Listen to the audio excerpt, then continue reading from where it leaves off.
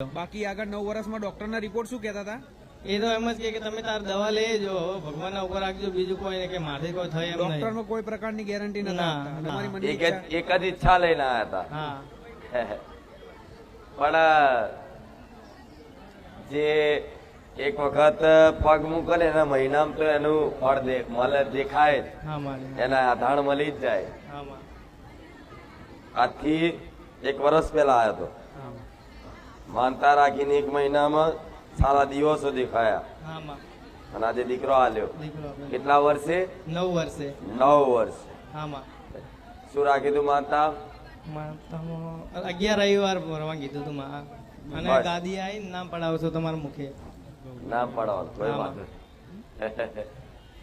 નહીં તો આટલો પટેલ કોઈ દીકરો આલે ને કોઈ માતા, તો કે મારી માતાનો માડવો નાખ, આટલું કરજી એટલું કરજી.